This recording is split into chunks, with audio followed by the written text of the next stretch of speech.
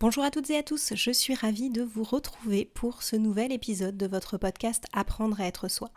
Aujourd'hui, on va parler d'introversion et d'extraversion.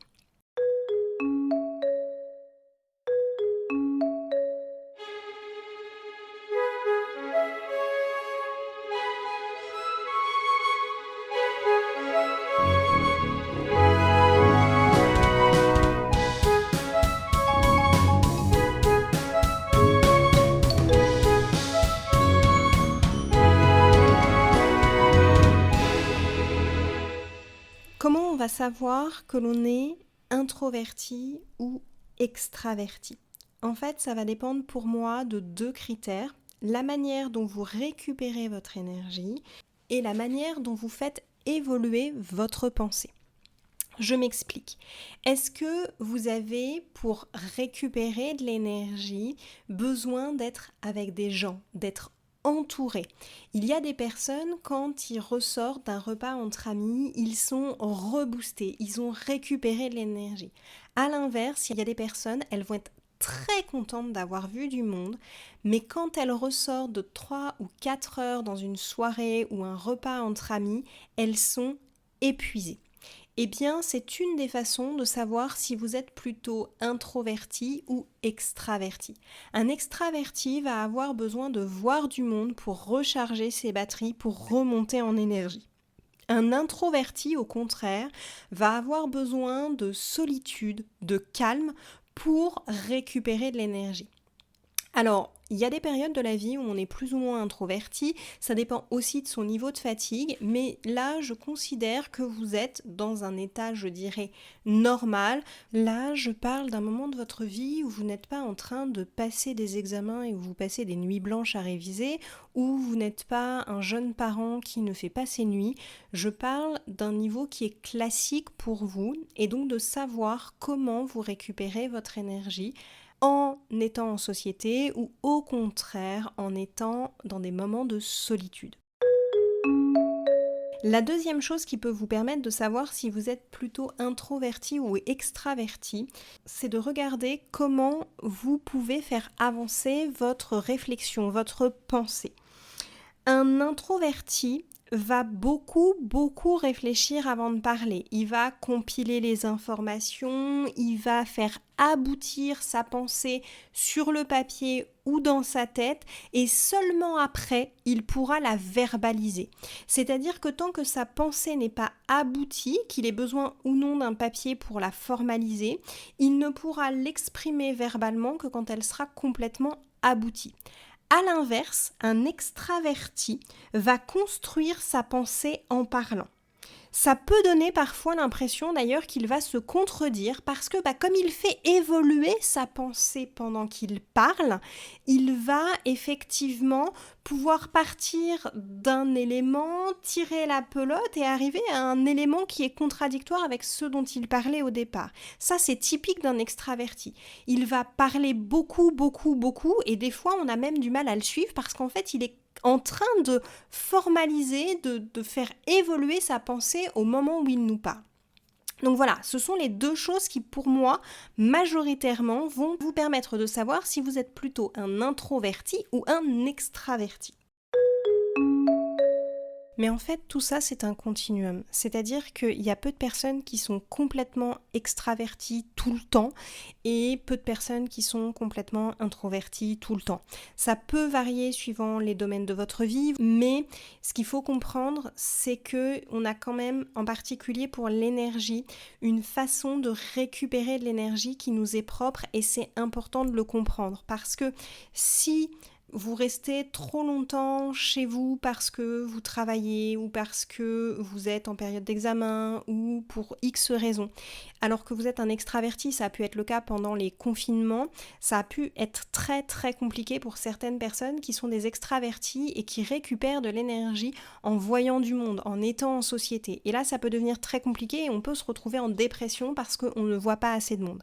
À l'inverse, quelqu'un qui va se retrouver à vivre tout le temps avec du monde et du bruit, typiquement les étudiants en CTU, dans des petites chambres, qui vont se retrouver à manger souvent en groupe, qui vont se retrouver à avoir toujours du bruit et à avoir assez peu de moments seuls. S'ils sont à majorité introvertis, ça va être très pénible pour eux. Ils vont avoir l'impression d'être épuisés tout le temps parce que le moindre bruit va pouvoir les perturber. C'est vraiment important de trouver notre équilibre entre justement notre côté introverti et notre côté extraverti. Personnellement, je suis quelqu'un qui aime beaucoup lire, qui aime beaucoup les temps de solitude avec de la musique, du calme, mais par contre, j'ai besoin régulièrement de voir du monde, ça m'apporte aussi beaucoup d'énergie et je fais partie des gens qui font beaucoup évoluer leurs pensées en parlant, ce qui fait que depuis que je suis toute petite, je parle toute seule. C'est-à-dire que ça m'arrive très très souvent de parler toute seule pour formaliser ma pensée et la faire évoluer. Donc je sais que j'ai vraiment en moi un côté introverti et un côté extraverti et je sais à peu près quelle est la balance entre les deux et j'ai appris à me connaître pour savoir quand est-ce que j'ai besoin de l'un et quand est-ce que j'ai besoin de l'autre. Et donc c'est vraiment important pour ça d'apprendre à se connaître. Plus vous saurez comment vous fonctionnez, mais c'est vrai pour l'introversion et l'extraversion, mais je n'arrête pas de le dire sur ce podcast et je vais continuer parce que c'est pour moi la chose la plus importante. Plus vous vous connaîtrez, plus vous allez pouvoir aligner votre vie avec ce que vous êtes et du coup construire une vie qui vous ressemble et dans laquelle vous pouvez vous épanouir. La dernière chose, c'est important de savoir comment nous fonctionnons, mais c'est aussi important de regarder un petit peu comment les gens qui nous entourent fonctionnent. Si vous vivez à plusieurs, que ce soit avec votre conjoint, avec vos enfants, il est important de comprendre qu'ils ne fonctionnent peut-être pas sur le même mode que vous. Je me souviens d'un de mes anciens élèves qui m'avait dit je comprends pas, mon copain, on est revenu de week-end, il a été s'isoler ou il revient de cours, il s'isole pendant 1 heure avant de pouvoir faire quelque chose. Normal, mon élève était un extraverti, il avait besoin de monde, c'est-à-dire que lui, partir un week-end avec des potes, il revenait, il était hyper au taquet, il avait récupéré de l'énergie. À l'inverse, son copain, lui, était plutôt un introverti qui avait besoin de moments de solitude. Et à partir du moment où mon ancien élève a compris qu'en fait, ils n'avaient pas le même mode de fonctionnement au niveau récupération de l'énergie, il a compris qu'il fallait qu'il lui laisse du temps quand il revenait de week-end ou qu'il ne lui saute pas dessus quand il revenait de cours. Le fait de comprendre que votre conjoint, vos enfants ne vont pas fonctionner comme vous, ça va vous permettre de leur donner l'espace qui leur est nécessaire ou d'être capable de leur expliquer que vous avez besoin d'espace à un moment ou à un autre. C'est surtout les introvertis qui ont des fois du mal à avoir des moments de solitude quand ils vivent en groupe. Et si vous avez un ado qui est un introverti, il va falloir lui laisser du temps. Il va pas falloir lui sauter dessus quand il rentre du collège ou du lycée à lui dire « Alors, c'était bien ta journée, qu'est-ce que t'as fait, machin et tout ». Vous voyez ça comme de l'intérêt. Lui, il s'est déjà fait 8 heures avec du monde. Et c'est déjà énorme pour un introverti. Donc, il va lui falloir effectivement, au-delà de l'adolescence où on s'enferme beaucoup dans sa chambre, il va lui falloir ce temps pour lui, pour se poser. Et on peut s'en rendre compte même avec des enfants qui sont beaucoup plus jeunes dès la primaire, où les enfants, quand ils vont rentrer de l'école, ils sont non seulement fatigués de leur journée, mais ils ont envie de calme. Et ça peut arriver et il va falloir effectivement être capable en tant que parent de pouvoir l'entendre, surtout si c'est pas notre mode de fonctionnement. Ne le prenez pas comme un gage du fait qu'il n'a pas envie de partager avec vous. Souvent, il partagera, mais plus tard. Il va avoir besoin d'un sas d'une demi-heure, d'une heure et demie, seul, au calme, avec peu de bruit, avec lui-même en fait, et effectivement ça peut donner, alors à l'adolescence ils ont tous tendance à avoir le téléphone et le casque sur les oreilles, mais même avant, et surtout si vous vous rendez compte que votre enfant est introverti, laissez-lui ce temps quand il revient de l'école primaire, du collège ou du lycée, et franchement vous aurez je pense des ados qui seront beaucoup plus abordables et avec qui vous pourrez discuter beaucoup plus facilement une fois qu'il aura eu sa pause. Et donc c'est vrai avec vos enfants, c'est vrai avec vos conjoints, c'est vrai avec votre collègue peut-être qui, le matin, ça va. Et puis vous vous rendez compte que passé une certaine heure de la journée, il n'y a plus rien à lui demander. Bah oui, si c'est une introvertie, ça fait des heures et des heures qu'elle est en contact avec du monde, elle a peut-être tout simplement besoin de se replier un peu sur elle-même.